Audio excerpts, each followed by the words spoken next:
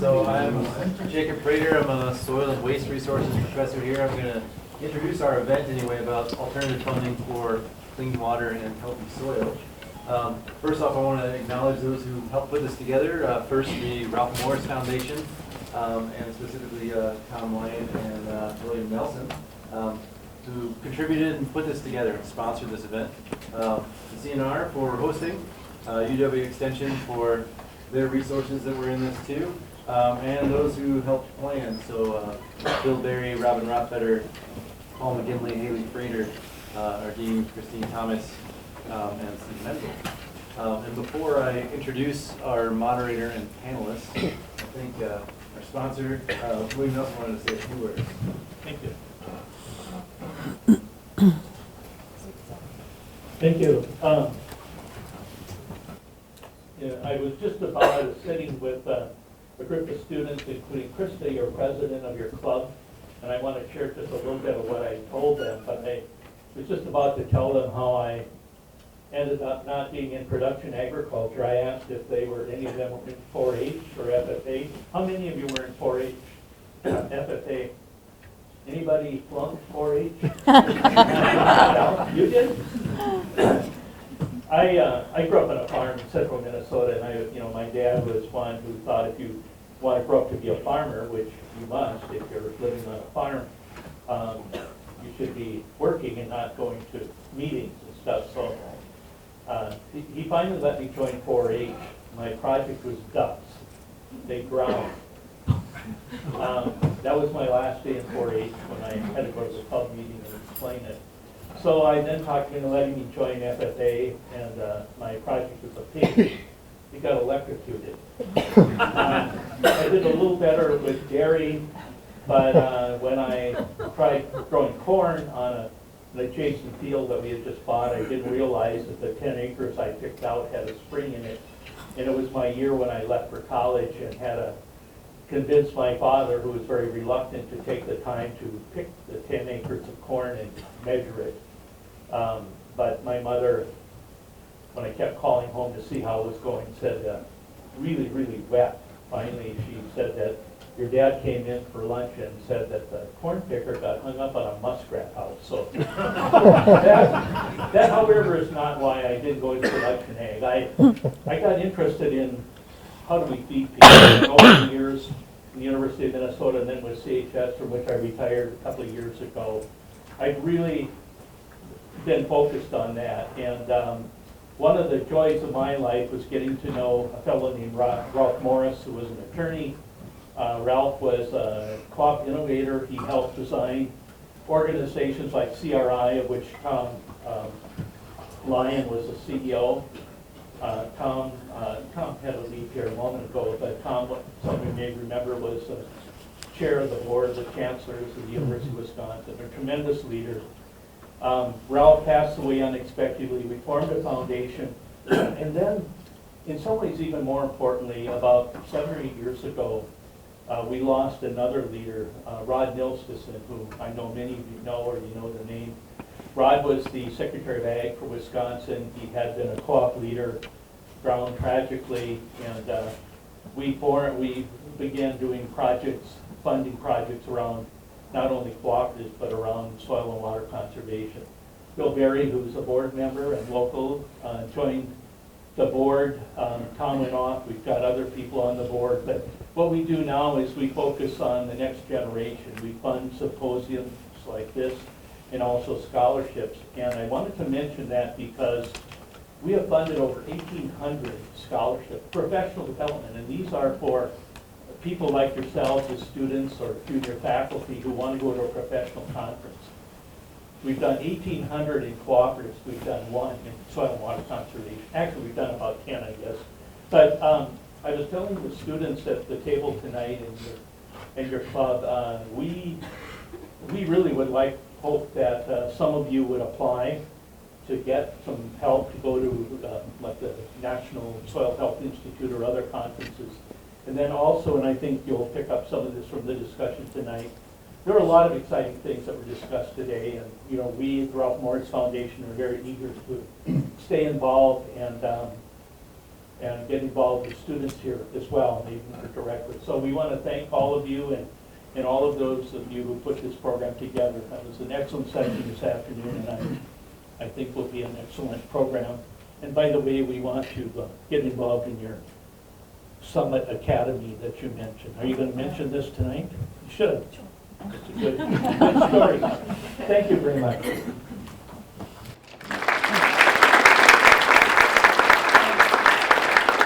the way, I was so eager and happy to hear from all the people talking about Ducks Unlimited today. I felt like we're in good shape. I was not hopeful.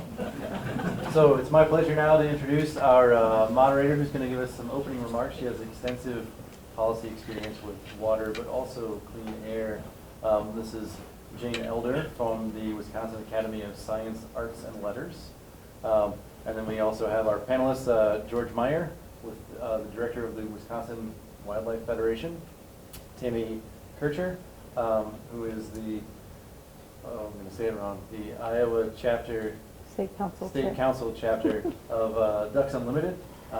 And then Jimmy Vandenbroek, former executive director of Wisconsin Land and Water. So I'll turn it over to Jane to tell you the backstory of how we got here, and then the rest of these folks will talk about how we might develop some alternative funding for clean water and healthy soil in Wisconsin.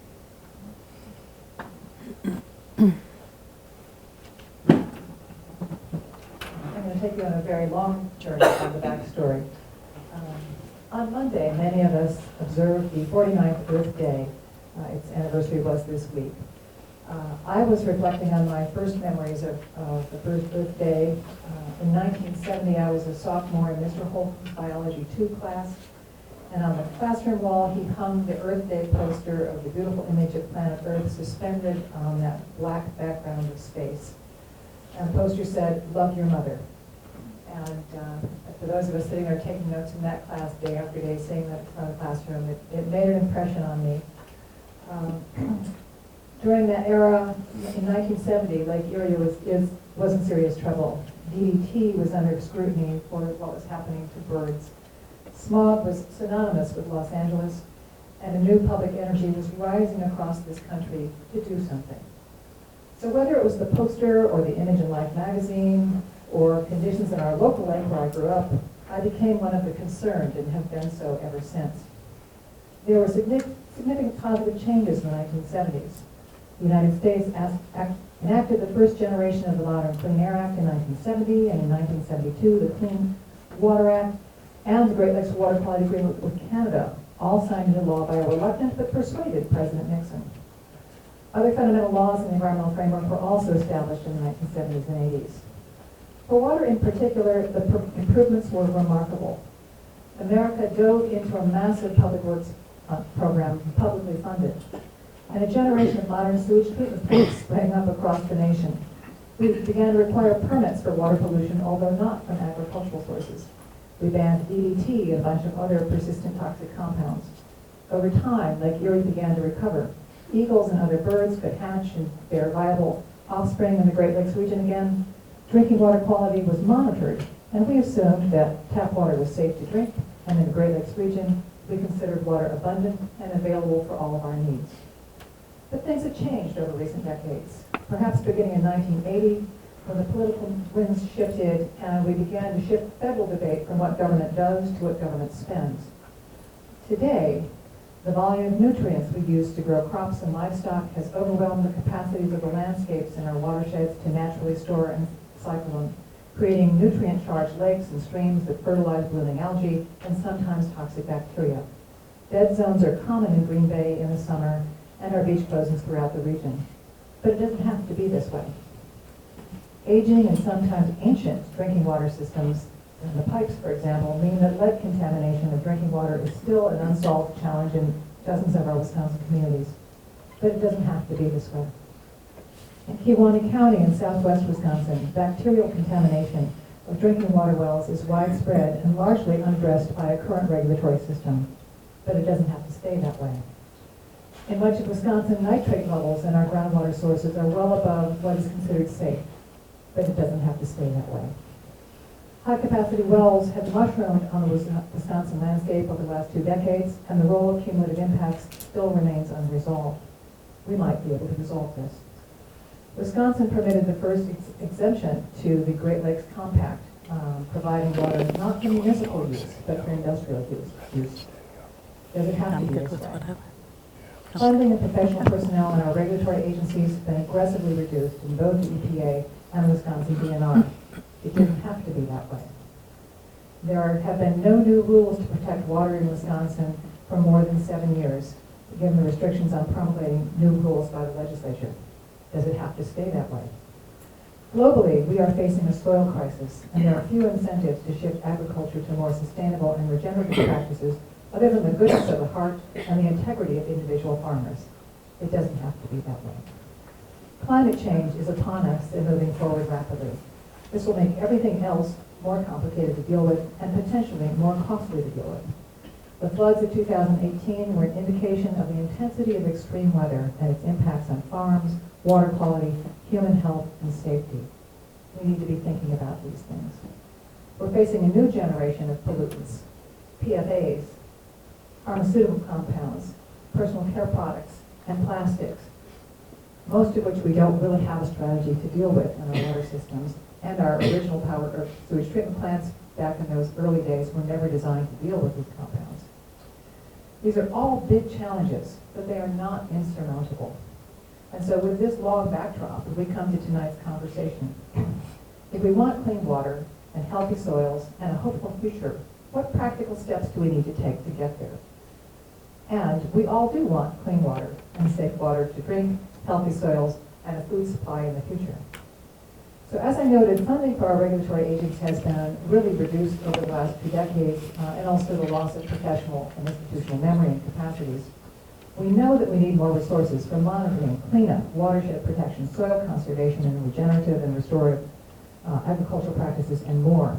So tonight, our panelists will explore and offer ways we can go forward. How do we increase funding to help us get to healthy water and soil? Each of our panelists will now offer their opening remarks, and then we'll explore some questions together.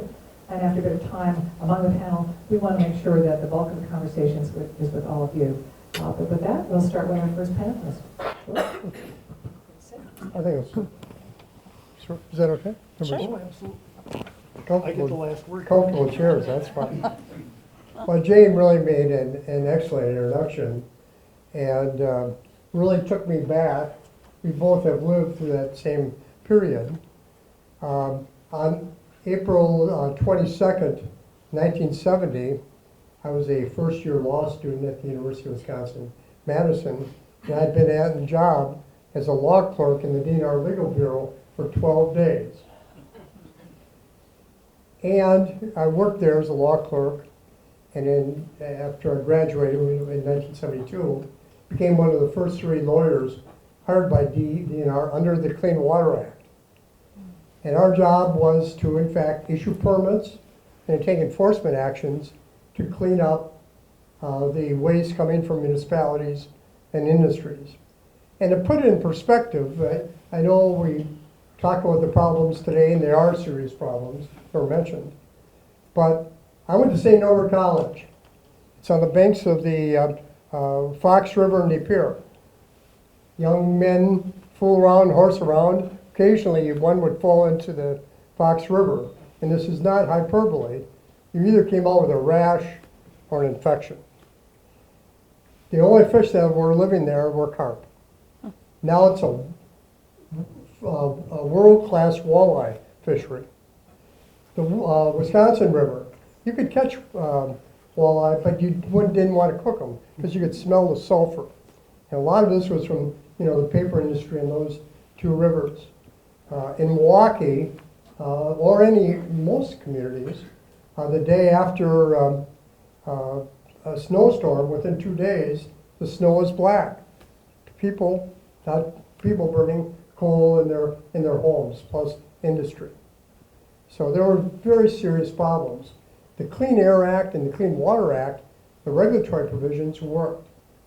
And municipalities and industries put a lot of money and effort, and there was a lot of education, but also sometimes regulatory action, enforcement action to make that to happen. And to get to the money issue in terms of dollars, Wisconsin spent $3 billion, and this is in the 70s, when the change was worth a lot more, to help municipalities clean up their waste. Those kinds of resources, financial resources, aren't there anymore. The Department of Natural Resources, which has a broad responsibility for all the conservation, fisheries, wildlife parks, forestry, and all the environmental programs, Representative Shanklin mentioned today, she had a legislative report that said DNR has the same number of employees that did 40 years ago. Before these programs, many of these programs weren't even in place. They've been held back for many years in terms of financial resources. When I was secretary, I had 3,000 employees. Now they're struggling around 2,400 to 2,500 employees and been cut back over the years. So there are some really challenges out there.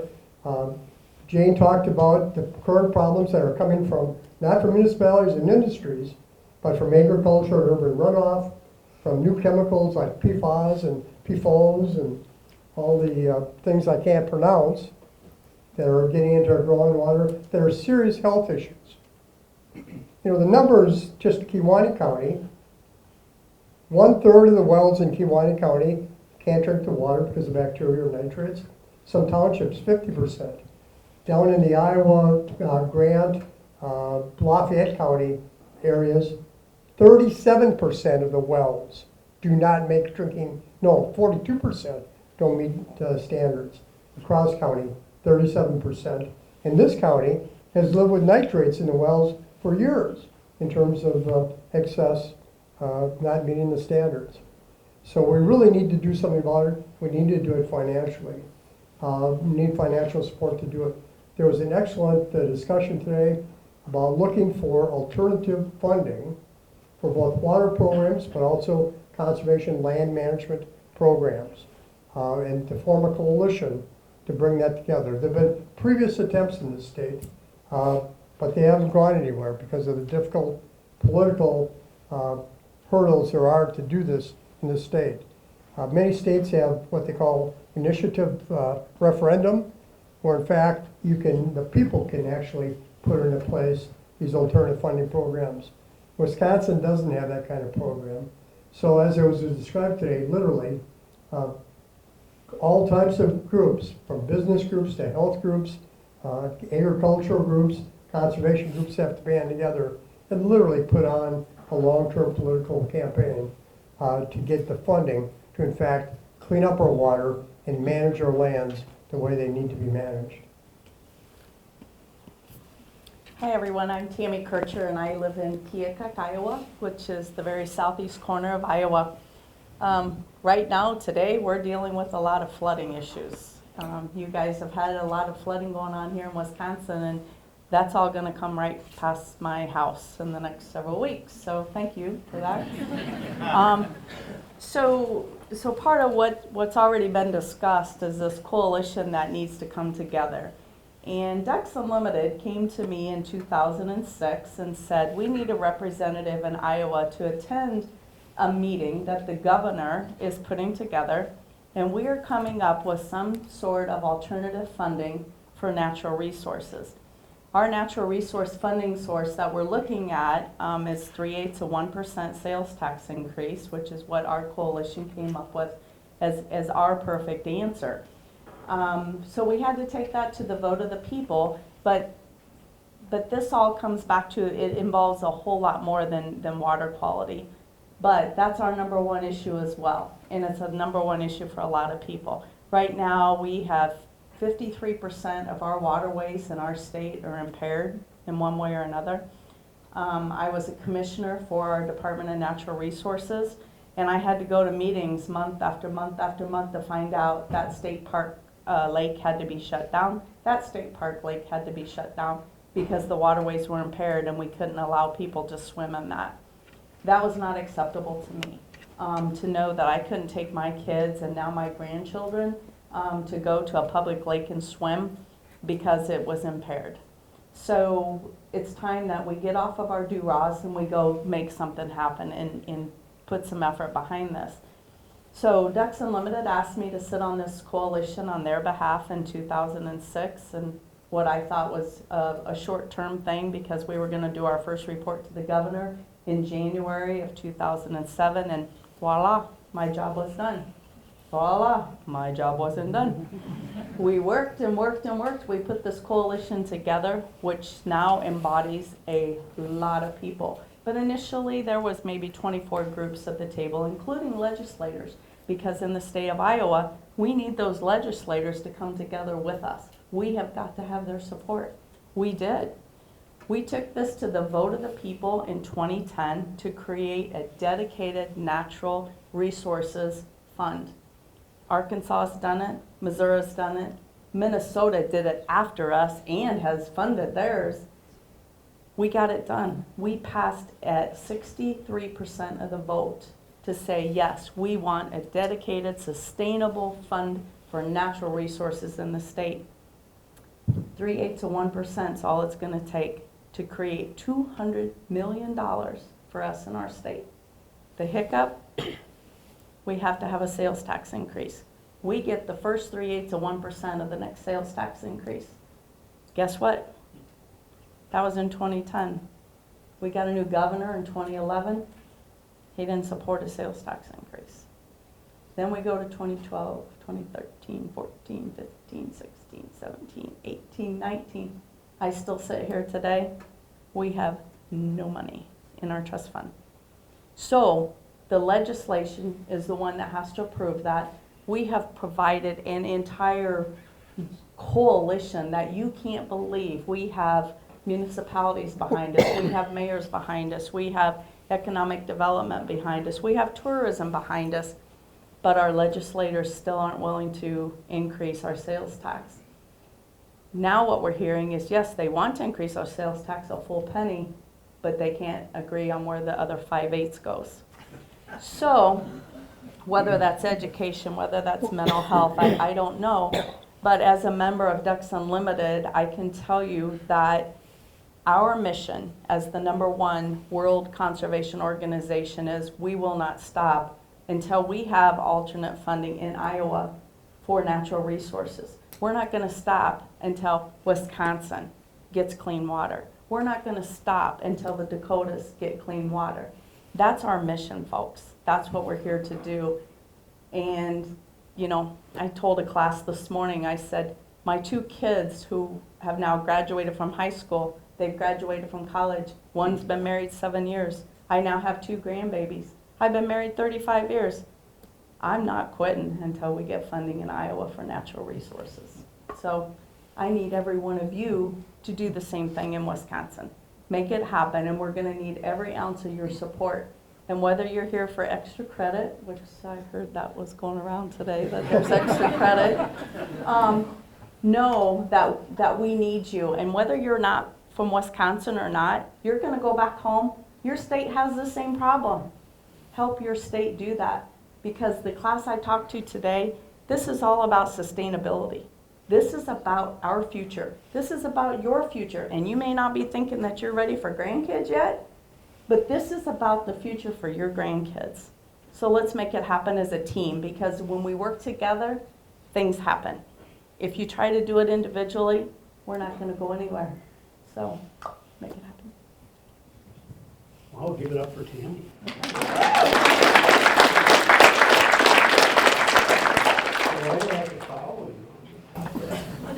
I'm Jimmy Vandenbroek, old retired guy, but just for a year now. Just a little bit about my background, and I'm going to try to make this ag and water quality connection. That's the focus that I've got here. Oh, I see faces in the crowd I recognize. They're all pretty old though. I started my career as a county conservationist in Vernon County, the sort of birthplace of watershed protection in the country, in 1983. And I spent some time as a county conservationist in Trumbull County. And then I came onto the, we were doing the old soil and water conservation work. It was mainly focused on soil conservation. In those days, we really didn't, we knew there was a connection between soil loss and water quality, but we didn't know that much about it. It came on with the Department of Agriculture, Wisconsin Department of Agriculture in '86, and was with them for 26 years, working on lots of water quality issues, soil and water resource stuff. I got involved in groundwater issues. I was in, dealt with Wisconsin's atrazine rules. This was, this was back in the early 90s, when I would say we were kind of at Wisconsin's zenith in water quality protection, would you say? Mhm. Those were heady times. It's when we actually built programs. We found problems.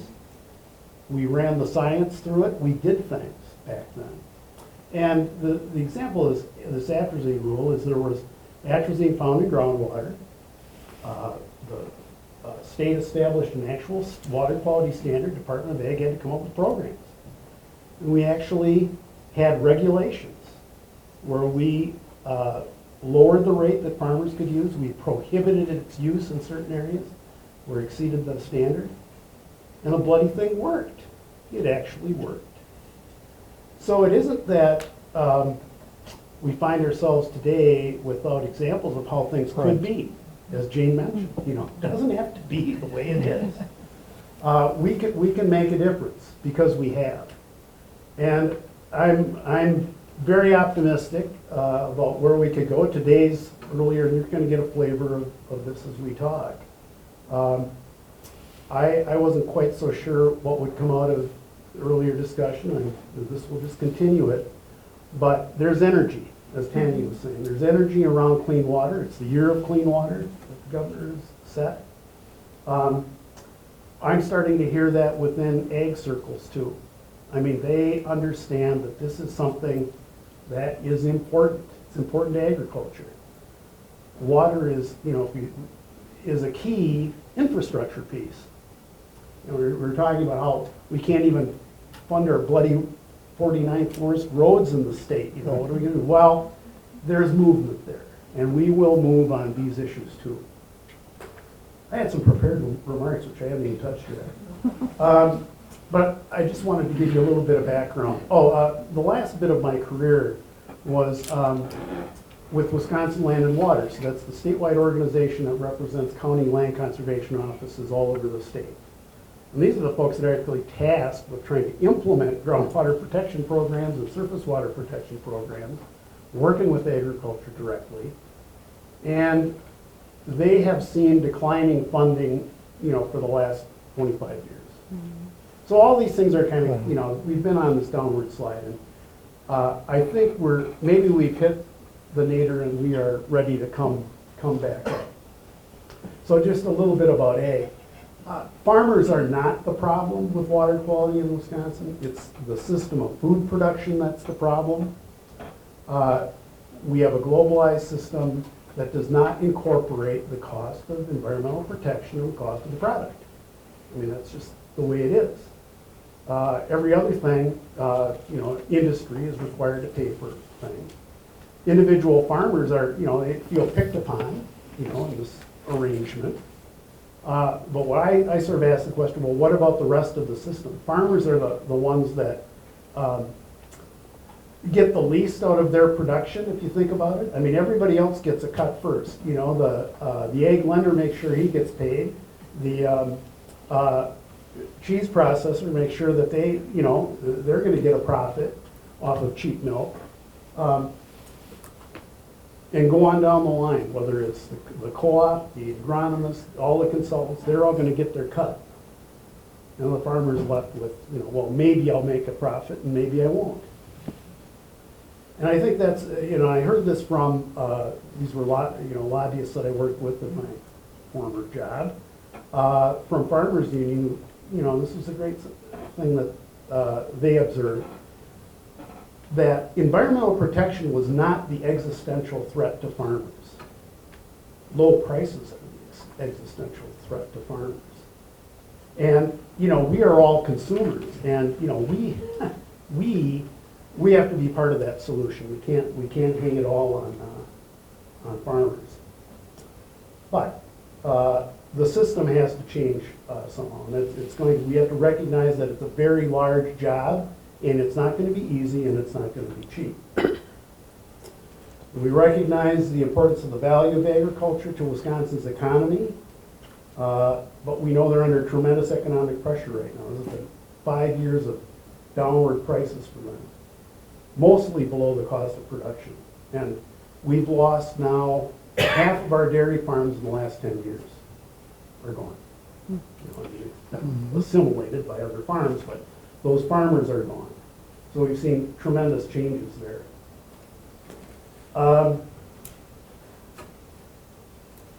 I mentioned that, you know, ag does not have as part of their model, at least most of them, by law or custom, the protection of water quality, water resources. And historically, federal and state incentives for agricultural soil and water conservation have been to protect those resources as a means of production, not as, you know, what are the impacts to water. And it's only slowly over the last 40 years that we've seen a direct and primary connection between ag, land management, and that's what it is about. It is about land management. It's not about putting a manure digester on every bloody farm. That is not going to fix the problem. It's land management. It's how you manage the land. And we know what that connection is now. We have much better science about that relationship. So I think we have the knowledge and tools to protect water quality, but the urgency hasn't been there. I think it's there. It's coming back now, and I see it. I know it in the conversations I've had with folks at Farm Bureau and other ag groups. They understand it. They don't know what the solutions are, but they understand the issue. But what's needed now is the financial, institutional, and cultural commitment to clean it up. And they're not going to be small. I think in broad terms, the status quo is unsustainable. Changes to Wisconsin's approach to land and water resource protection has to be broad and fundamental. Financially, the commitment needs to be in the same class that we provide for municipal waste treatment. That's what, you know, both Gene and George talked about that. And it has to be ongoing. I mean, we didn't build waste treatment plants and then just let them sit there. You know, gee, we hired people to run them and maintain them and update them. Ag land management is a daily enterprise. Daily decisions affect our waters. And farmers cannot shoulder that burden alone. Annual state outlays for municipal waste treatment is about $500 million a year. And it treats roughly 1/4 of the pollutant load that we get out of agriculture. So we're spending a big load, and rightly so, to take care of municipal waste, and practically nothing to deal with what comes off the landscape. The cost to treat nitrate-contaminated municipal and other public wells exceeds $40 million. Cost to replace contaminated drinking water wells, which Gene referred to earlier, estimated at $440 million. So these are real costs we're talking about. We're not even talking about the cost to our lakes and our rivers and you know, all the other resources, much less the groundwater pumping that's going on here in the Central Sand. Institutionally, there's good news here. We have a new administration, and that has changed folks at the top of DNR, DATCAT, Health Services, and University of Wisconsin. And I think together there's now this focus on water issues. And I think that's going to, it already has had an impact on staff that are working in these agencies and the relationship between those that care about water and how we move forward. And I think we are at a pivotal moment when we can start making changes within the agencies to get stuff at least started. We've got the conversation going now. Culturally, all of the support sectors of agriculture, and I sort of mentioned them before, processors, the input suppliers, the consultants, co-ops, all these folks, and the food consumers, that's us, we have to recognize our role in making this thing move forward. And it's going to be a commitment, and it's going to cost money. And we heard Tammy talked about what they were hoping to get done. We need something on that order here. Minnesota got it done. George mentioned at an earlier meeting that Minnesota got their legacy fund done by, this was a public referendum. They voted to approve it at the height of the recent recession in November of 2008, when the world was imploding. They said, oh yeah, we can afford another 0.3% to ensure our cultural heritage, our land and water resource heritage. It was a broad suite of conservation and cultural things that they got for their 0.3%, which generates about $600 million a year, by the way. About $200 million of that goes to the water resource protection issues. In Wisconsin, if we had 0.1%, that would be about $140 million. You could do a fair bit with that. So that was really the sort of amazing thing that came out of the discussion earlier is there was there were a lot of nodding heads. Yeah, we can develop this. We can develop a coalition that can move forward. Tammy's already done it in Iowa and gotten. She's Partway right, there. You're right there. You're right there. It's going to take that one more big push. But that's something that we are at the front end of here, and that's what we need to start doing. There are other alternative funding scenarios that we've been looking at, and we can talk about those as we go. But that's kind of the sort of big picture as I see it. And looking forward to the conversations we have here.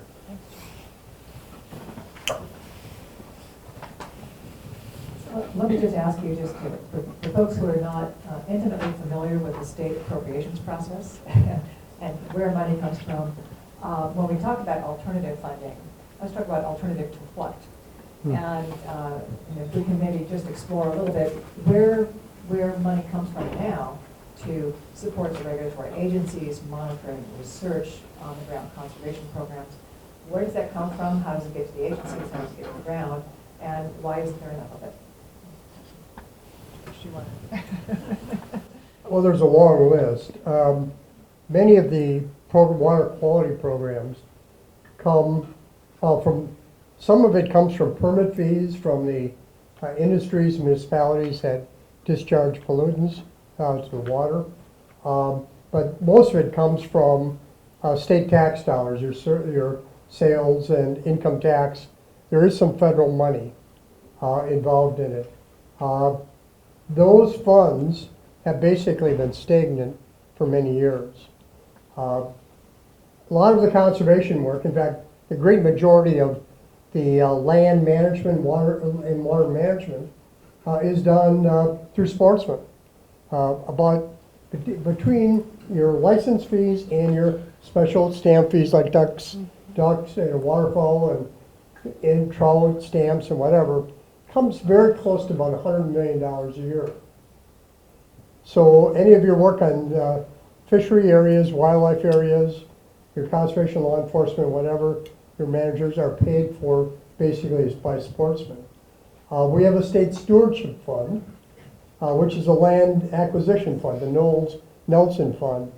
It has been in existence for 30 years, 3 10-year periods, and that is used for land acquisition on the local and state level and development of shelters and parks and things of that nature.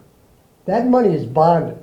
In other words, it's borrowed from the financial markets.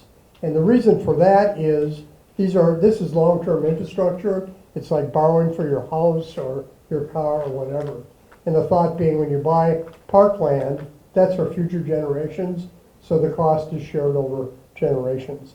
So those are some of the major ones. Now, one of the issues on stewardship is we've had good political support for the last 30 years, and it's been approved by the legislature, Well, it expires a year from now. And so our lift, political lift, in this legislative budget session is to get reauthorized for another 10 years. And a lot of money comes back to local land trust and to local units of government, a smaller amount now for the Department of Natural Resources. Our state forest used to be funded up until last legislative session by what's called a mill tax, which is for all those that pay property taxes. You would always note at the very bottom there was a real little amount of money, a state property tax. Usually taxes are at the school district level and in the county and the municipality you live in. Well, back in the beginning of the last century, to reforest the state, there's property tax, state property taxes put on, and that's why we have the magnificent forest, our magnificent North Woods. It was all, I mean, a lot of that area was barren, but it was recovered by state nurseries and a sustainable forestry program. The legislature removed that and now has put that on the income and sales tax. So that's what's funding it now. It's not a protected tax like it was when it was a property tax. Sure, I'm missing something. That's where we could start. Do you want to talk about the egg programs? Sure. Yeah, the egg programs, you know, the sort of the conventional soil and water conservation funds, those that, you know, if you think about funding nutrient management programs, cover crops, barnyard runoff controls, those kinds of practices. The old non-point program. Right now that gets funded out of the environmental fund. And there's a non-point account of that fund. And like many other things, that's a fund that's gone less than stagnant, shall we say. It is funded by two things. GPR money, which has slowly been bled out of it. It's still a significant chunk, but is, you know, constantly bled out. Yeah. What's GPR? Oh, I'm sorry, general purpose revenues. Those are your state taxes. Income Will go tax. in there, individual taxes. So general purpose revenues and tipping fees. And it funds a whole wide array of things. Municipal recycling programs, lots of conservation programs at DNR, and then this little bit at DATCAP that goes for land and water conservation. And it also funds DNR staff and DATCAP, the Department of Ag staff that work on these issues. But those tipping fees, What is a tipping fee? I'm sorry. So when you decide that you want to dump your junk in a landfill, you have to pay. You have to pay to tip your junk into a landfill. And part of that money then goes to fund this, and it funds conservation issues. Well, we've gotten, as a society, a little better at recycling, so there's less crap going into these landfills, so the tipping fees have been shrinking. They're down. And here's the other big thing that we can hang on the previous administration as a real killer for these programs. A lot of a big chunk of the money that goes for land and water conservation a big chunk of it is bonding. And as George said, I mean, that's you're paying for sort of hard practices, you know, stuff you can see, not land management stuff. And those have to be paid back. And the way they had been paid back prior to the previous administration coming on board is the interest on those loans, which generate the money, would be paid back with these general purpose revenues. You know, so as you built up this money you had to pay back, GPR would cover it.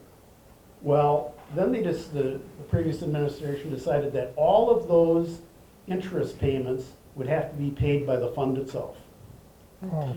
So now that fund 50% of its revenues go to pay debt. So basically, we're paying for, the fund has to pay for the party it had 20 years ago and all the bonding that it's done over time. It was a killer, an absolute killer to the program, and so we saw lots of programs just immediately defunded or, drastically reduced. How much is your bonding? How much do you have out there? Oh, there's, there's bonding for all sorts of stuff. Everything. But I mean, it's typically for land and water conservation, it's $7 million a year. So you just go back. So you're borrowing all the money? Well, not all of it. There are some of these general purpose revenues that are used and segregated funds. No, segregated funds are, that's what the tipping fees are. Mm-hmm. Those are coming in annually. But a big chunk of that has to go to debt service. Right. And as we continue to bond, you're just, again, well, we'll have a party this year and we'll pay it out over time. It's an ongoing killer. So the point of bringing it up is we have an unsustainable fund. If you look at what Legislative Fiscal Bureau says, they have an interesting term. They call it a structural imbalance. Means you're going Which broke. means you're going broke. And so, I mean, that's what we've got underpinning the program, is something that cannot be sustained. And that's why there's so much interest in looking at some alternative form, because trying to get that system pumped up has been a real challenge. If I can add one thing in, we're looking at funding both for clean water, but also for land management, conservation land management. And I talked about the stewardship fund, which buys land, and that's bonded money. But that bonded money can't pay for managing the lands, the physical work you have to do, invasive species, managing, building parking lots, but the types of work that fish managers and wildlife managers do to maintain the land and the waters productively. That can't come from bonded money. And that basically, I mentioned, is coming from the Fish and Wildlife Account, which is paid for sportsmen. But we've been buying a lot of land, and right now the state owns somewhere between 1.5 and 1.6 million acres of land. When I started with the agency, it was probably around 1 million acres back in 1970, maybe even a little bit less than that. And basically, there's one thing, if you're talking about stewardship and natural resources management, you got to manage those lands. You can't just buy them and let them, become unproductive for fish and wildlife. That's not the purpose. And there's not sufficient money from the Fish and Wildlife Account to manage it. And it's all on the sportsman's back right now. They're paying all of it, even though those lands are used recreationally by a lot of people. Every time I go past a wildlife area parking lot in July, there's cars in it. Well, there's no hunting seasons in July or whatever. There's bird watching and people just going out and enjoying nature. So the idea is to get some infusion of some non-license fee money into help pay for land conservation, land management. Also, to help support our parks and infrastructure in our parks. Thanks. What I'm drawing from this is our current revenue is fragmented, boxed in, structurally Unsound. balanced, and there's just not enough of it. And it's a lot of funding we currently have is in very complicated boxes Right. that can't be flexible. It doesn't feel, as I would say, very 21st century. So add on to that with the general revenues, the appropriations that have been coming out of the state legislature have been really, really constrained, if not punitive. And so we find ourselves in where we are with all these incredible and large-scale environmental challenges and a revenue system that simply can't meet the task ahead.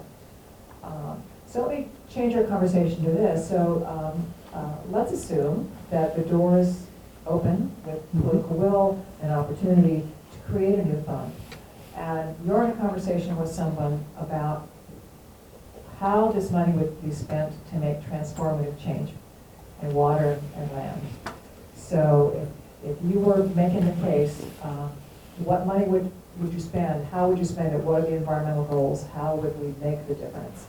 And Tammy, you're a little bit ahead of us in this Sure. conversation, so you've probably already made this pitch. Been there. The biggest thing we did was our actual coalition was chaired by our Iowa DNR. And so we started with the DNR and we said, let's just start with unmet needs. That's a place for us to start. And so we talked about lake restoration needs. We talked about conservation partnerships. We talked about REAP, which is our re-enhancement program. We talked about hiking and biking trails. We talked about soil and water conservation. And IDALS, our water project group, was all at the table with us. And we said, let's not talk about what needs are being met by the funding currently provided by our government. We need to go above and beyond. And so we, sitting around that table, identified about $150 million of unmet needs in our state, whether it was with infrastructure, whether it was with watershed, whether it was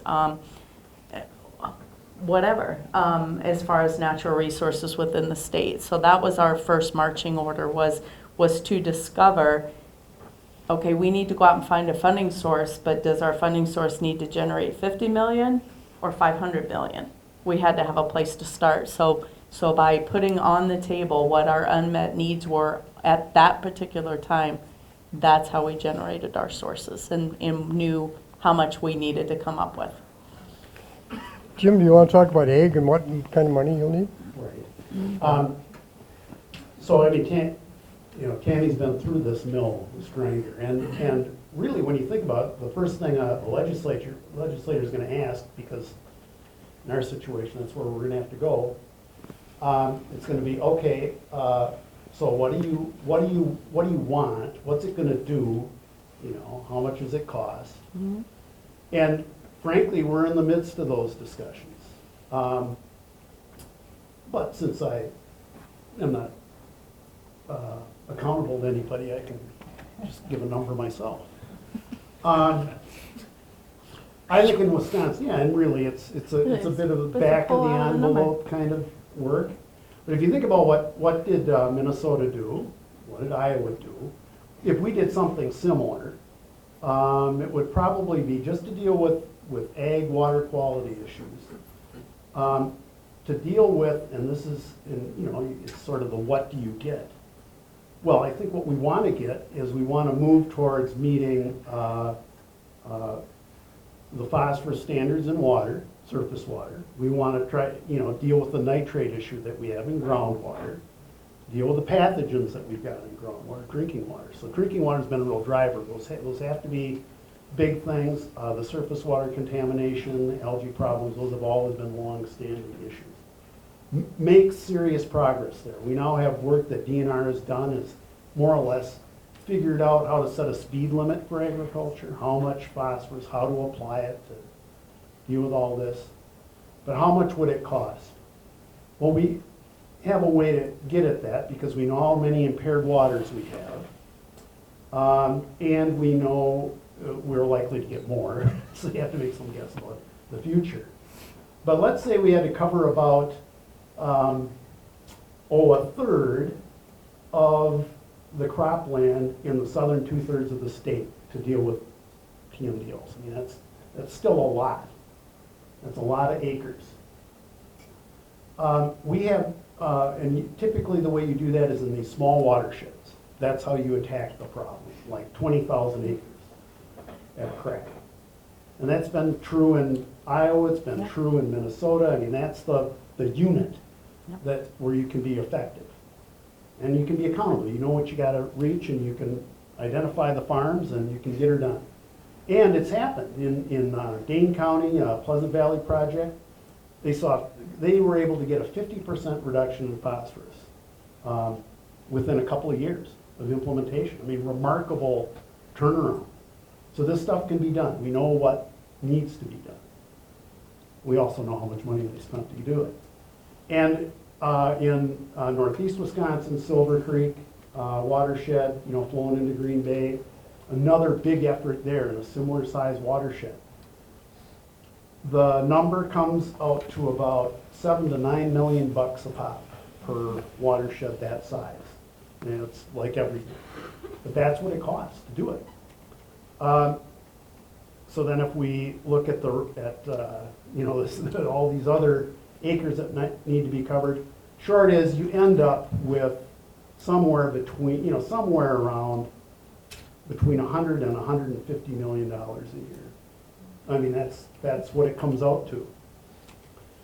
And to put it in context, like we were talking about, so for municipal waste treatment, it's a fraction of what gets spent statewide.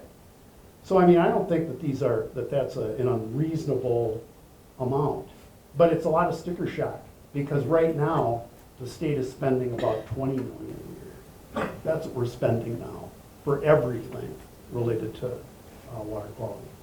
2.5 watersheds. Yeah, it's not a lot. I'm gonna make some estimates on terms of the land management for DNR lands. Parks, we know pretty well. There's a backlog of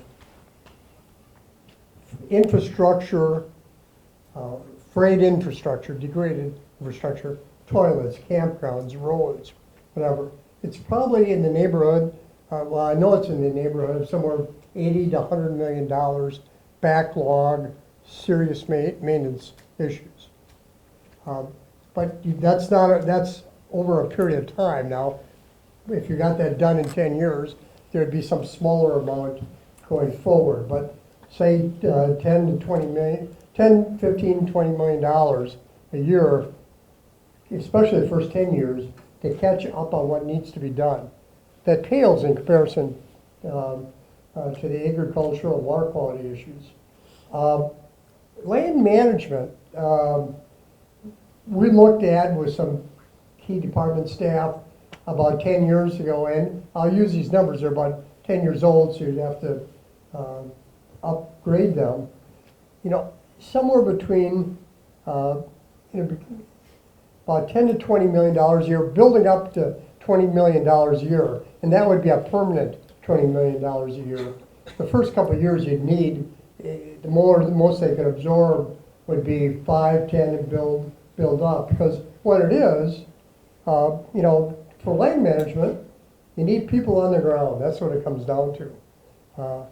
Wildlife area doesn't burn itself, and the fish structures don't go in by themselves. You need bodies out.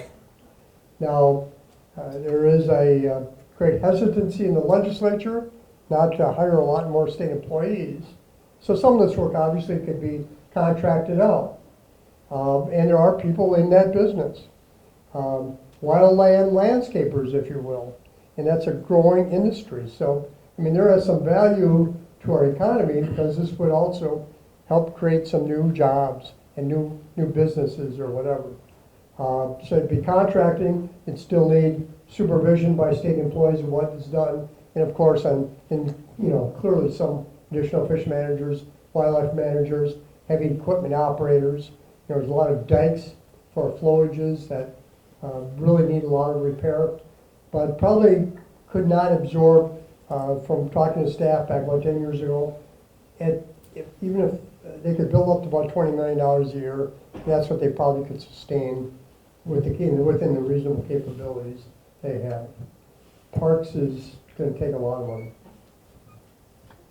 And can you speak to sort of rebuilding some of the institutional capacities within the DNR? Oh. I think many of you that have been following is, I think it was about 4 years ago, the Bureau of Research, which is in fact, anything DNR does starts with science. And whether it's in water quality or fish management, wildlife forestry.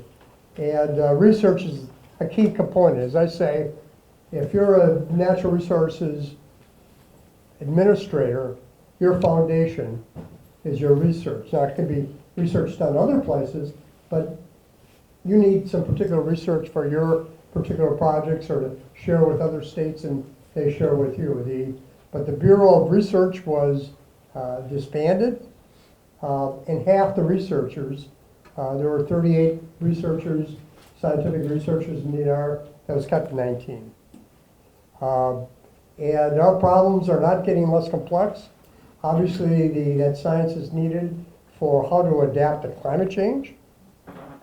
The whole world of natural resource management has changed in terms of what's going to survive 20, 30 years from now. Your land practices now may not be sustainable over time because of the impacts of climate change and precipitation or lack thereof. These chemicals that are coming out, I mentioned these PFAS and PFAS, they weren't on the radar screen 5 years ago, 6 years ago. Our organization, the Wildlife Federation, joined in petitioning DNR back 5 years ago to develop standards for these. And basically, you got the question, what are these? I mean, isn't quite that bad, but it wasn't even on the radar screen of EPA and the environmental agencies. They are a very serious problem now. And there's 2 major chemicals that are going to have standards proposed from the Department of Health within a few months, about 3 or 4 months. But there's 3,000 of them. Not all are going to be toxic pollutants, but we know 2 are, and there's probably several more of that class that aren't. The Department of Health has to set the standard and DNR implements it. They have 1.5 toxicologists for setting the health limits for all these chemicals. So there needs to be a lot more scientific infrastructure put back in basic scientific infrastructure put back in the DNR. I just wanted to add to the shopping list, if I might. So, clearly compelling case for both agricultural issues, the backlog of land management and wildlife research, wildlife management, and the research capacity.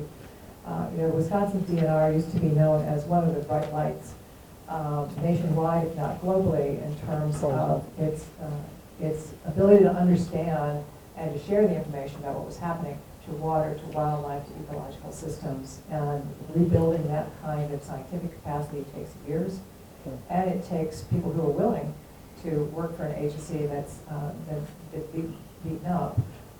As I look at the challenges with climate change in the state, one of the things we're doing at the Academy, Wisconsin has absolutely no game plan, no written game plan, no one in charge of writing it, no one in charge of thinking about it, in terms of a resilience and adaptation plan for climate change. And we saw last summer, I suspect many of you are from some of the communities that were so hard hit by the intense rainfalls and the flooding or the snow melt runoff this spring. We don't have a game plan beyond call your insurance company and get sandbags, which is not, again, very 21st century.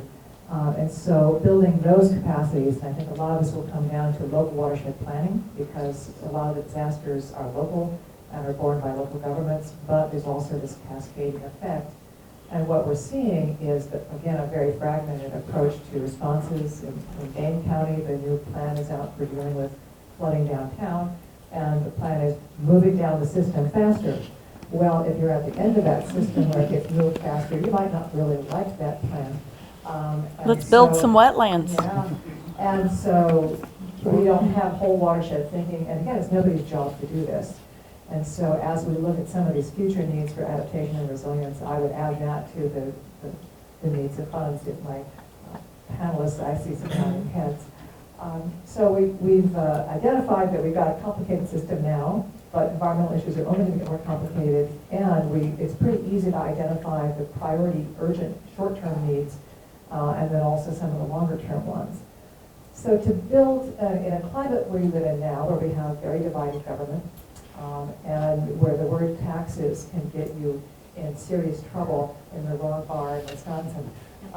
In any bar. In any bar in Wisconsin, probably. And regulation and taxes in the same sentence is you better be able to walk fast, right? And so how do we build the public will to be able to move these kinds of ideas forward?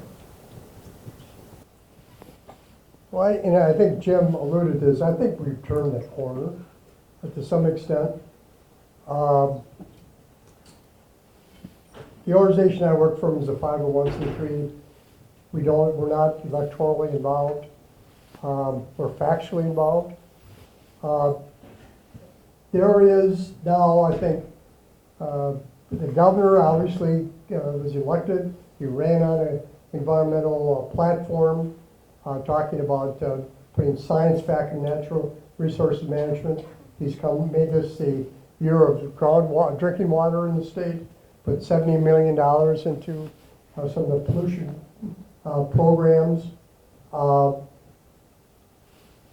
The assembly leader in the assembly, obviously of the opposite party, has made 2 initiatives, environmental initiatives, and it's April. Now, the last 8 years, there weren't any at all. So there's something happening. He created this water task force, which is going around the state. And I think there will hold like 13, 15 hearings talking about these various problems. Nitrates, PFAS, and all these things. People that can't drink their water anymore. Now, the reason for it politically, honestly, is they've got constituents that vote for them that can't use their drinking water. So, and they want to get reelected, which is fine. But they have realized this is a political problem. And then something I thought I never saw, they came out on Earth Day, the next day after Earth Day, with a Earth Day program. And it has some good things. Reauthorization of the stewardship fund, taking $10 million and putting into a cost share program for gas stations and other places to put in electrical vehicle chargers, a good program, about 2 or 3 programs. That wouldn't have happened over the last 8 years. Now, what that tells me, operating in this, the political side of things, they've got polling data that says, you better get going doing something because we want this. And what that means is people like you are talking to them and talking to their members of that legislative caucus that they're sick and tired of this. They want to be able to drink that water. They want the reauthorization. I've seen more assemblymen of that party come out for stewardship, new members, which is great, coming out for it, even though they're just being very evident about it. So clearly they're hearing from the public, and that is the solution. It is grassroots. Every one of you is a guided missile. And I always tell people, and this is serious, because those that work have to go to the Capitol and talk to legislative staff. If a legislative office gets 10 or 15 phone calls or letters about a subject, they're worried. Because they know if there's 15 people doing it, there's probably 250 back home that are thinking the same thing, but just don't know how to do it or are busy or whatever. There is a democracy in this state, and the polling on all these issues is overwhelming. But at that polling, people can answer a poll and say, I'm in favor of this, I'm in favor of that. But they got to take that next step and pick up on a phone or send a letter, which are both better than emails, and contact legislators. And I think that's happening. It's interesting that you say that, a couple of different things, but number one, what we did was we have 17,500 members of Ducks Unlimited in the state of Iowa. And we have 105 programs, banquets, events every year. So what we did was we developed a postcard, and the postcard says, I support funding the trust. I support a sales tax increase. We took those postcards to every banquet that we had. We passed them out on the tables, and we had the people sign them. We went back, we knew which area we were, so we hand addressed each one of those to either the senator or the House of Representative member.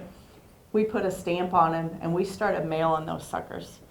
And sometimes they get this many in the mail, and sometimes they get this many in the mail, and sometimes they get this many in the mail. but I can guarantee you, every one of them said to us, stop sending us postcards. And I said, we will when you give us what we want. And the other thing to remember behind that is, I mean, that didn't cost us much money to do that, but it sent a message that people want this, we're supporting this, and that's part of it. And when you talk about the funding source, at some point in time, each one of us as individuals, we're gonna have to pay that. We have to end up fulfilling where the shortfall is. So whether that's in angler fees, whether that's a hunting license increase, whether it's a property tax increase, whether it's a bottle tax increase, whether it's a lottery tax increase, whether it's a sales tax increase, there's a shortfall. And you and I, as citizens of the state, are going to have to make up that shortfall. We chose to do the sales tax increase in our state because 100% of our citizens use natural resources in our state. So why not have 100% of our population help pay for the natural resources that they're using? Why should the property owner have to pay extra property taxes because a person who rents doesn't have to pay property taxes? Why should the person who chooses to pay the lottery pay more because someone who doesn't use the lottery, but yet they still drink water? The other thing it did for us is the people in our surrounding states come to visit us. They're going to pay sales tax. They're going to help us fund the natural resources that we need to replace in our state. That's why Iowa chose that mechanism. And I can tell you, it didn't come easily to make that happen. There was some knockdown dragouts, but when it came back around to the table to where 100% of that population uses natural resources, and by gosh, 100% of the population should pay for it. One just real quick thing. That's a good line. So if you care about water resources, one of the Boss Task Force hearings is going to be close to you. Yeah, right here. So show up, and you could, I mean, pen your best paragraph. That's all you got to do, and present that. I mean, what matters the most is not what the usual suspect NGOs have to say at these things. It's citizens. When they are there and they get it, and especially if they get it from somebody that isn't of retirement age, that's huge. Be careful That's now. huge. You're young. Sorry, that's huge. You are young voters. That really matters. So, I mean, I really encourage you to, you know, and it's kind of a pain in the butt to sit there and wait for your turn to be called. But if you get there early, you can get in quick and get out. But I really encourage you to do it. I mean, that's democracy in action. And boy, these things don't come around. It didn't come around in the last 8 years. And here you got a shot. So take it. The other thing I'd say real quick to that also is these legislators work for you and me. We're the ones who put them there. Don't hesitate to remind them of that. We had one legislator up in our Clear Lake area, which has a beautiful biking path around that lake. And so I was talking with him because he is absolutely not supportive of I Will. And I said, why? And he said, until you take the hiking and biking trail out of the formula, I will never support it. And I said, sir, you have one of the most beautiful hiking and biking trails around your lake. Do you realize how much tourism and economic development that brings to your lake area? And he said, I'm 71 whatever years old. I'll never use it. And I said, you're probably right, you won't, but respectfully, sir, what about the people that voted for you? Will they use it? Ask the question. So do you have any questions for each other? Or should we? Let's let's hear open it up. now. All right. So if you can stand, because we won't have the microphone moving around the room. I'll carry it. Oh, Thank you. good job, That's a Jacob. good idea. Poor Robin did that all that morning. I'm Mark Nolte, and I was wondering if you could comment about the smart growth law. About 15 to 20 years ago, the DNR had the smart growth law, and it basically said that municipalities were supposed to draw plans for sustainable growth, and it fizzled out. And basically, there's probably no political will for this again anymore, but to me, it seems like urban sprawl, everything you're talking about are intertwined. Every time you pave over land, it impacts water runoff and the ecosystem and the flooding and all of that. So why couldn't we reinvigorate some sort of smart growth plan where you tax developers who want to build over existing land rather than repurpose things? If you look in Stevens Point, Beloit, La Crosse, Eau Claire, anywhere, it's urban sprawl. There's emptying out of the cities, empty shopping malls, all of that, empty buildings, and you're building new ones. To me, a smart growth plan should do something that taxes developers who develop land without repurposing. If there's an existing parcel in that area that can be taxed or repurposed for that purpose. So anyhow, could you comment about some sort of smart growth? Thank you.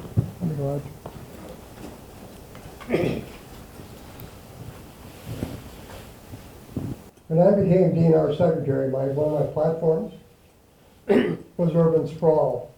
I gave 240 talks that first year, with land use being the number one. Now, for DNR to talk about land use was not a very popular thing. We're a regulatory agency, and oftentimes that would upset people. But what it did, it started a discussion. I can tell you, that was the genesis of the Smart Growth program. And I knew that we were hitting the right chord when I'd go to very conservative areas of the state, and town chairman would stand up and say, by God, you're right. He probably disagreed with everything else I had said that night. But on the Smart Growth, I did. And Governor Thompson, to his credit, picked that up, and Mark Bureau was Secretary of Revenue, and the decision was made, and I agreed with the decision, not to have DNR in the lead on that, because that would have been the death knell of the program. He turned it over to the Department of Administration, and they developed the Smart Growth land use program in the state, which accomplished a lot. I mean, we didn't have any statewide type of guidelines for land use. I think it probably is time to go back and revisit that. First, do a study on how well it's worked. My personal belief, it probably had a lot of benefit in restraining certain things, but clearly, I suspect there's cases, maybe many cases, where in fact it hasn't been as effective as you wanted. But virtually every community in the state, I think a very small percentages of towns, probably less than 10%, never adopted a land use plan. But when that started, there were about 80% of the towns in the state of Wisconsin, I'm not talking about cities or villages, but towns, townships, that did not have a land use plan. And so that made it, but I think it's time to go back, let's see where we are and update it. Clearly, over the last few years, the administration would never have been interested in that. But I think this may be a good time to go back and see how we did and what we need to do better.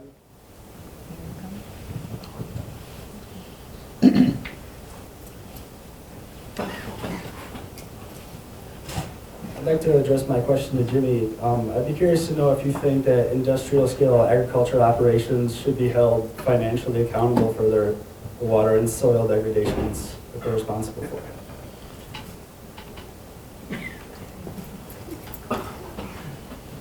I believe our agreement earlier was you would ask a penetrating question of one of the other panelists. It's okay. Double credit. Yeah, basically you're talking about CAFO, concentrated animal feeding operations. 1,000 animal units, that's where they have to get a permit from DNR to operate as a point source as opposed to a non-point source, which would be all the smaller livestock farms. So, should they be held responsible? Well, in some ways, by having that permit, I mean, they have to follow certain regulations, including having a nutrient management plan that meets and is approved by DNR, I mean, they have to do that stuff to have their permit.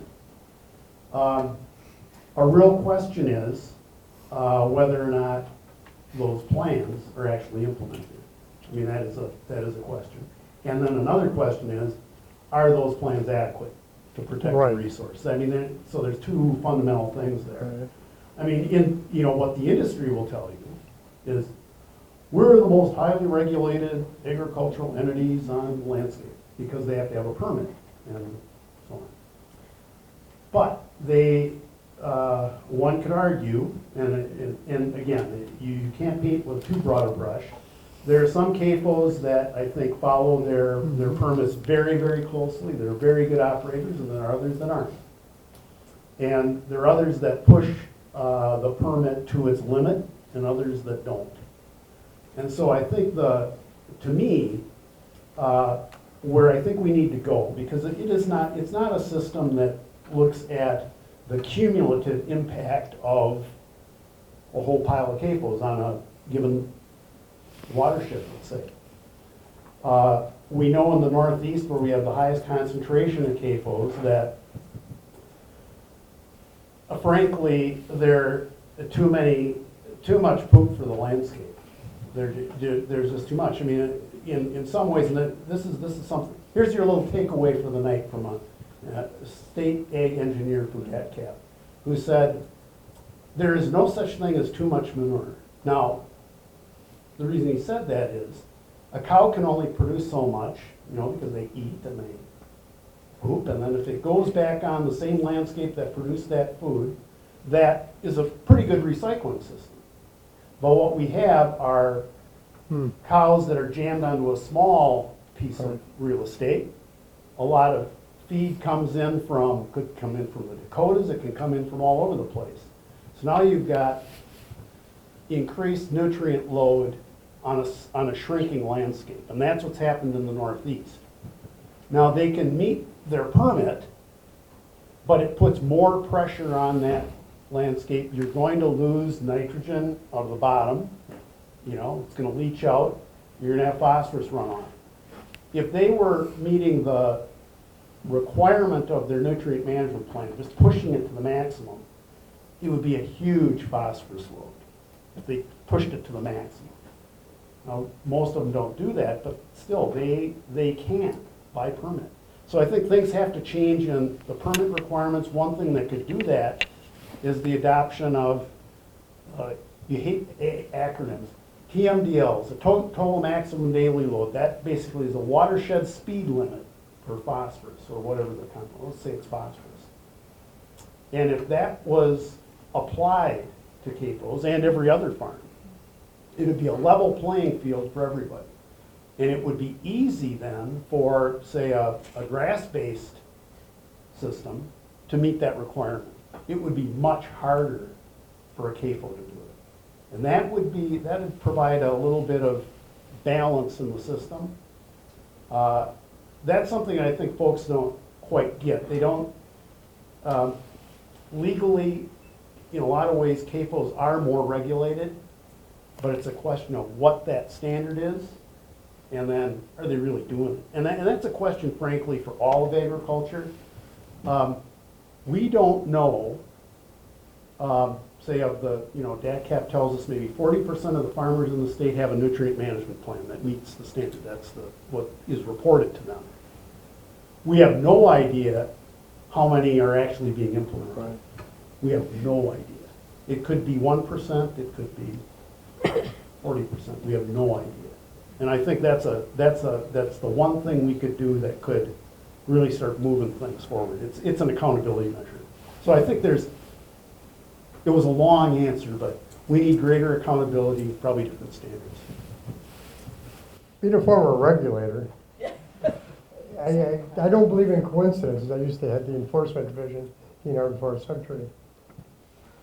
I gave the statistics of all the wells and the nitrates. That work is being done by Mark Borchardt, a lot of it from U.S. Geological Survey. And somebody asked him, well, do you see any correlation of why any particular well was over the limit? He said, yes.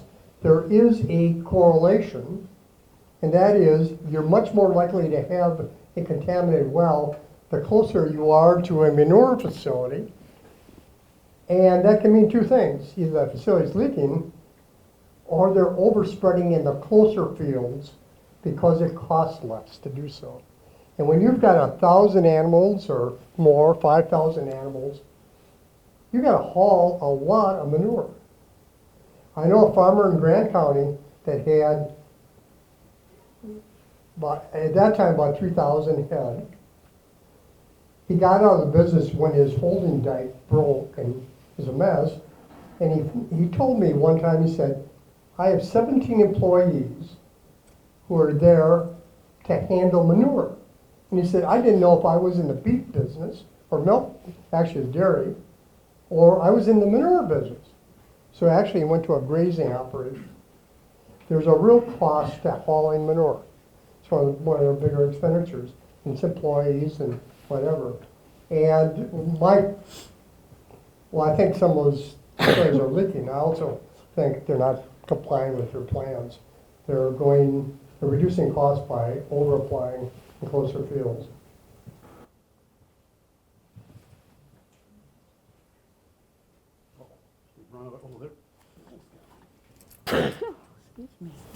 You can't direct it at Jane, though. It's not fair. I'm kidding.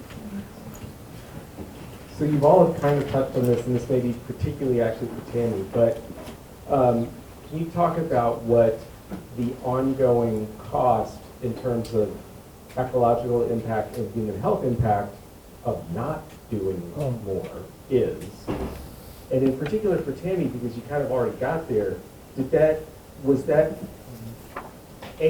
come up, the cost of what if we don't do anything? And if it did come up, was it useful politically? Wow.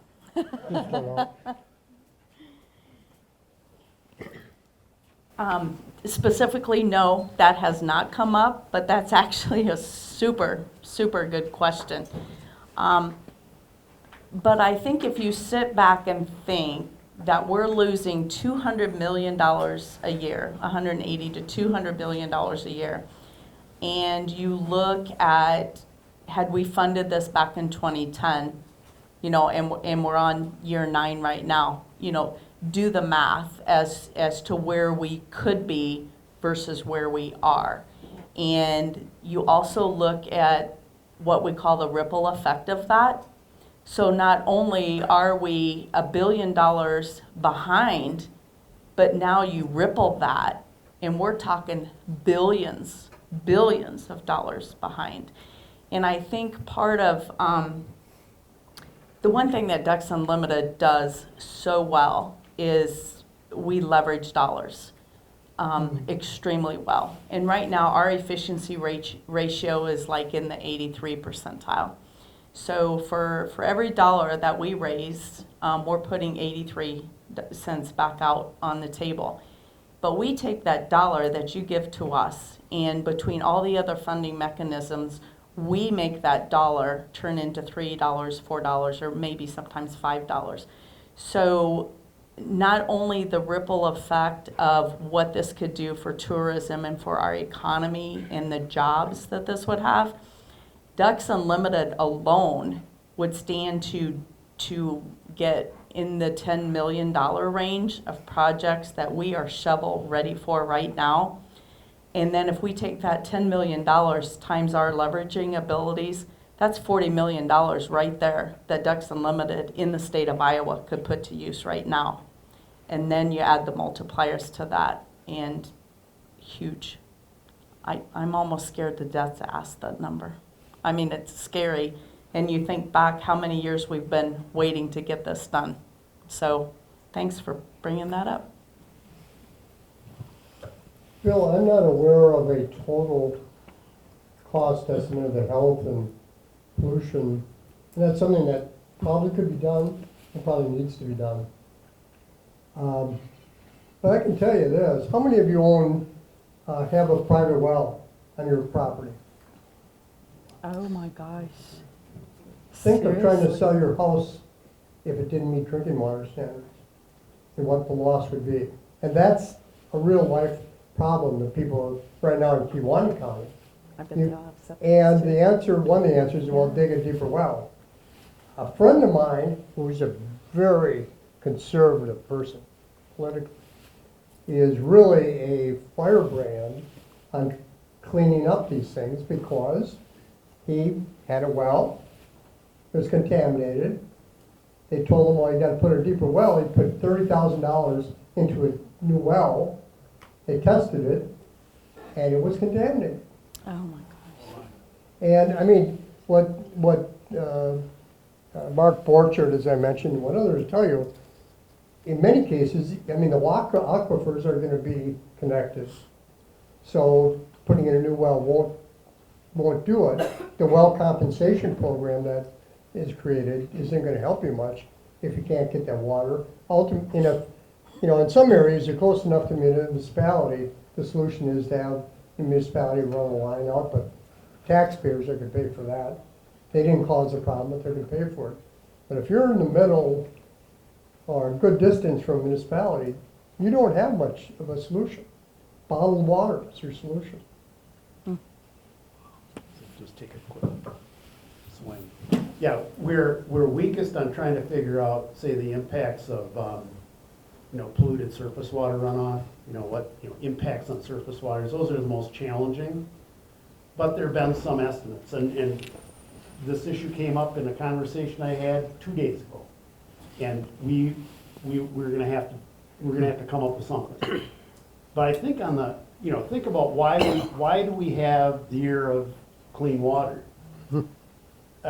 It isn't because somebody went, wow, we've been screwing up our surface waters. No, it was because of Kewaunee County, Southwest Wisconsin, the drinking water wells. That's what got people's attention. And Bill, you know that, but it's good you asked the question anyway. No, and I think so. So what are those costs? I mean, there is an estimate that just replacing the contaminated wells we have now is $440 million, and there's no guarantee that deeper is better. Yeah. And Well drillers love the program. well, they do. And, for you folks, here in central Wisconsin, you're sitting in a bathtub. It's an unconfined aquifer in many cases, so you're, and I know George Kraft has done this, has shown this before, a number of the aquifers here are really just shot through with nitrate, like all the way through. So, you don't have an option of deeper. You can go with treatment. But what we're talking about really is we're not a Band-Aid. We're talking about cleaning this stuff up, because sustainably, we can't just be treating our way out of this problem. I think that's the real message, is we've got to get at the prevention of the problem. We can't just treat our way out of it.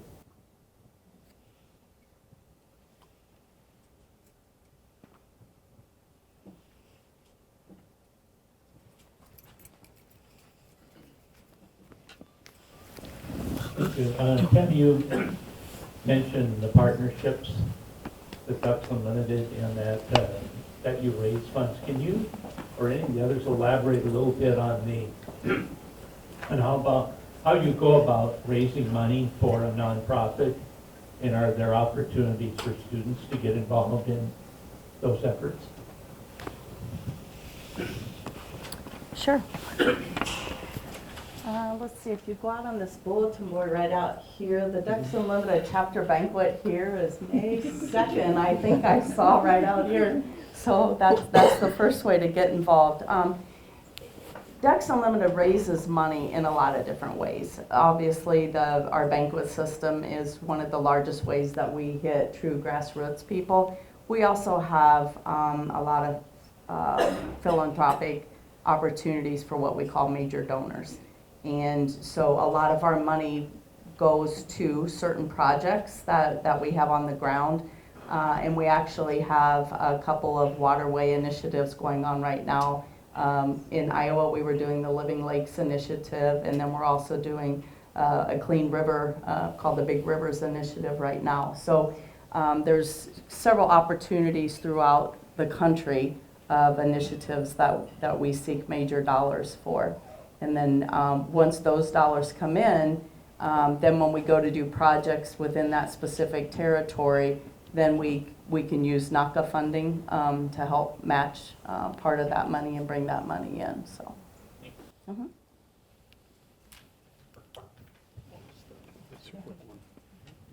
Just to kind of get another plug for Iowa.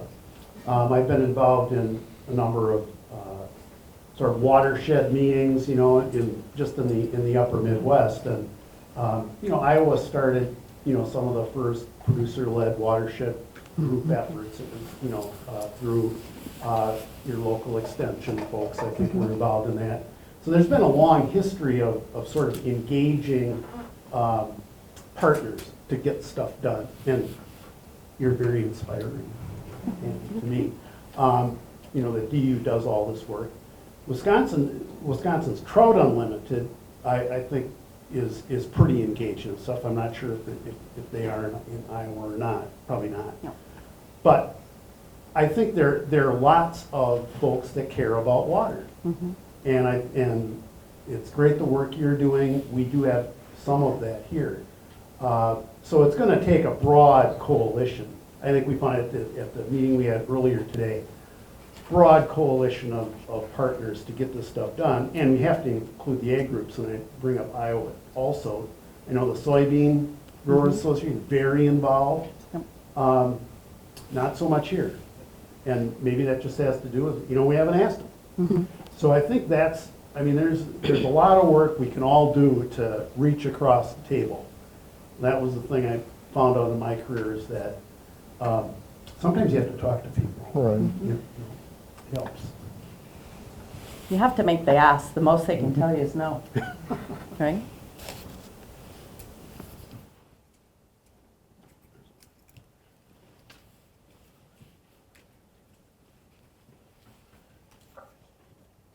That was kind of a good segue, because I'm just wondering about whether, if there's any Native communities that have been brought into this conversation. I know there are 11 federally recognized indigenous tribes in Wisconsin, and they're, obviously a huge stakeholder in this. I'm wondering if they've been brought into the conversation.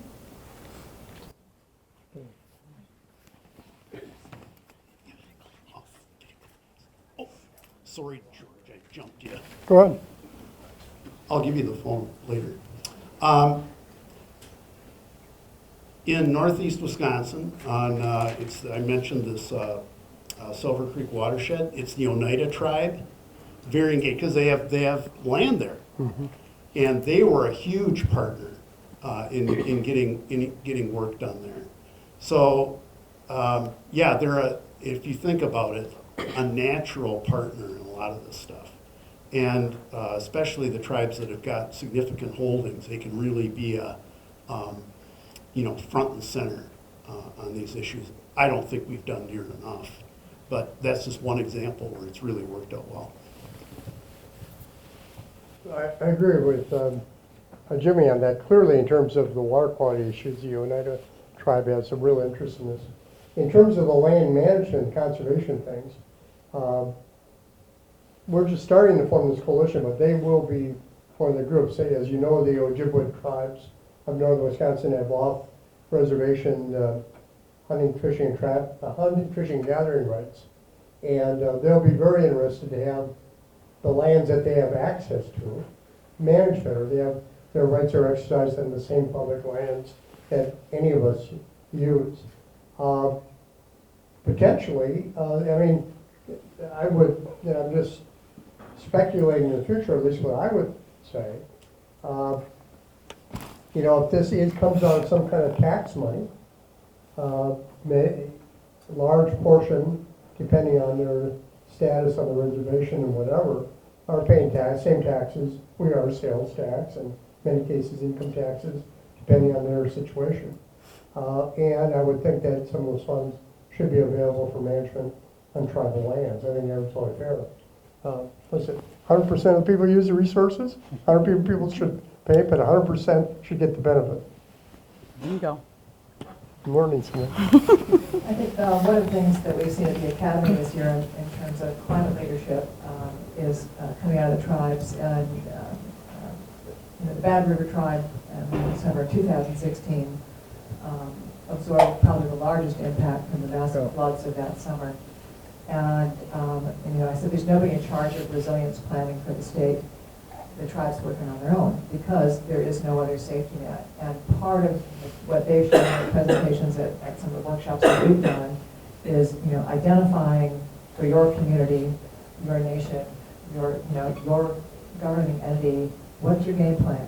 Who's responsible? Where's the safety net? Who will help you in the time of crisis? So they really have already framed out at least a template for resilience planning because there was none to work with. And so their experience with those floods has at least put them in a leadership position in terms of how on tribal lands you should prepare for these catastrophic events. And one of the most compelling stories was when they couldn't get help. Even 3 days after the flood, there was no help from the state. And other tribal nations loaded up trucks and brought food and supply. And so one of their lessons learned was, where is your network? And I think the rest of the state can learn from some of that planning. But I think throughout the nations in Wisconsin, there are some pretty sophisticated strategies developing. And you also have the value of traditional ecological knowledge, the deep knowledge of seasonal patterns and what species are thriving and which ones aren't, and which ones are responding to various environmental conditions. So obviously an important role to play in this larger conversation. I also wanted to respond briefly. I think that one of the things that often gets overlooked in these massive efforts is the critical role of the nonprofit sector. And whether it's Ducks Unlimited, or what in my household we call the traditional greenies, or there are organizations with intent, experience, mission, and muscle that can move into this space, and in a broader partnership with private sector, local governments, tribal governments. Everybody has a stake in this, and the work we do with the Water Quality Board, my Canadian counterparts talk about not just stakeholders, but rights holders. And the issue is fundamental as water. I think we are all stakeholders, but we're also rights holders in terms of our health and safety in future generations. So I can see the opportunity for powerful organizing. On the other hand, somebody's got to be that early kernel. And what we don't yet have is the sort of nonprofit infrastructure or the agency infrastructure that is the fabric you would need to build that broader coalition. I think the experience and the history and the capacity is there in the broader Wisconsin family, but at some point it needs to galvanize into somebody's job with a funding stream that supports it. So I see a large partnership evolving with nonprofit sector, local governments, agencies, academics, community groups. Everybody has a stake and we all have rights. So it could be a really exciting time for Wisconsin to come to this next generation, this next level in how we protect the waters we drink and the lands that we live on for the future. And I'm getting rhapsodic here. Let me ask if any of our panelists have any wrap-up comments that you'd like to make. And,